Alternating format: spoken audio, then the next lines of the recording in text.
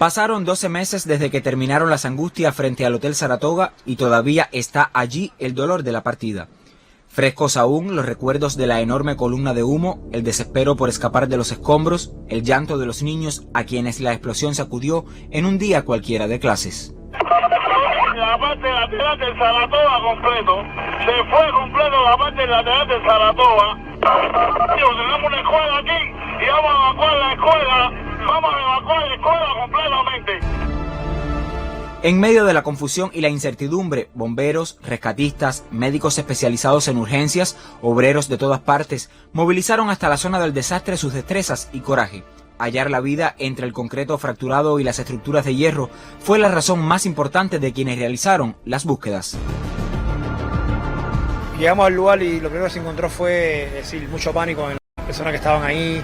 Todo el mundo nos estaba llamando, inclusive no sabíamos cuando llegamos qué era lo que realmente había sucedido porque la columna de humo no dejaba ver el destrozo que había habido como tal en el Hotel Saratoga. Cuando llegué al lugar vi la envergadura del desastre y de inmediato nos pusimos en coordinación, todos los compañeros nuestros que estaban antes en el lugar, en enfocarnos en las acciones de sacar a las personas que estuvieran con vida en ese momento. Había mucho polvo, humo, confusión, mucho pánico, la gente corría. Lo primero que me entran es una niña con golpes en la cabeza, sangrando, un hombro fracturado. Cuando llegué con lo primero que choqué así fue con la escuela, porque las personas decían los niños, y eso fue a lo primero que nos dedicamos, a la evacuación de los niños de la escuela. Estábamos enfrentando todo el tiempo desde que llegó la primera técnica.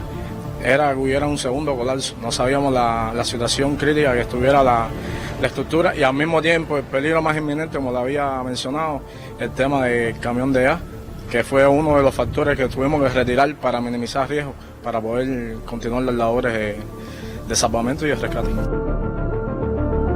Desde que llegamos, ya que comenzamos las acciones, siempre fueron acciones muy complicadas porque todas fueron en lugares confinados donde peligraban la vida nuestra, incluso con gases, algunos lugares que tenían gases todavía, olores enrarecidos, y nos hicieron muy difícil las labores de rescate.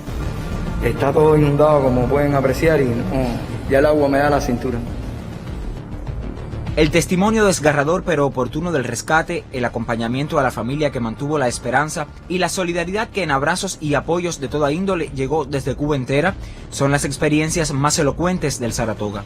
Una semana de esfuerzos y desvelos que conquistó la admiración de un país en vilo hasta el rescate del último cuerpo.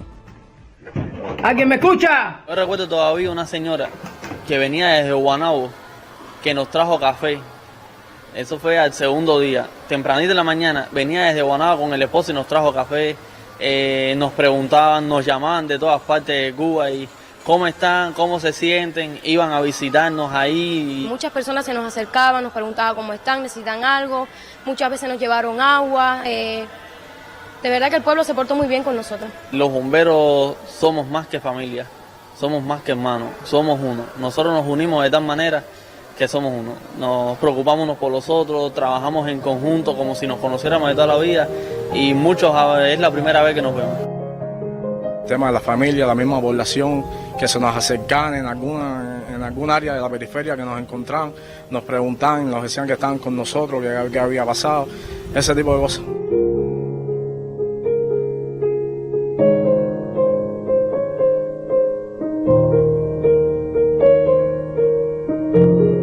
A un año del Saratoga, las experiencias de aquellos días han curtido los saberes de quienes fueron protagonistas, estremecieron la esencia humanista de este pueblo y unieron en un solo propósito a cubanos y cubanas de todas partes, sin más razón que el amor y la solidaridad. Es un sentimiento que es difícil de explicar, se siente bien duro, ¿no? Porque uno piensa en el momento que al final puede ser un familiar tuyo que está adentro, ¿no? Y al final lo que nos motiva, ¿no?, a nosotros seguir trabajando y no cansar, sí, que nos cansamos, pero sin embargo estamos ahí y no vamos nunca, es decir, nunca nos cansamos de hacer las cosas, ¿no? Es que al final, aunque tenga el dolor de su familia, aunque para ellos es inconsolable lo que está pasando, siempre hay un agradecimiento, siempre hay una muestra de gratitud a lo que estamos haciendo. Uno quiere tratar de salvar a la persona y y el familiar está deseoso de le saque al familiar. Y es una cuestión un poco engorrosa, a veces inexplicable.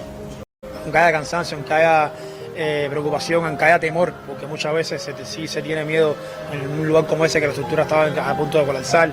En fin, se piensa en muchas cosas, se piensa en la familia, pero se piensa en que hay que ayudar a esas personas que están ahí y por lo menos en crear ese cuerpo de esa persona que sabemos que está ahí.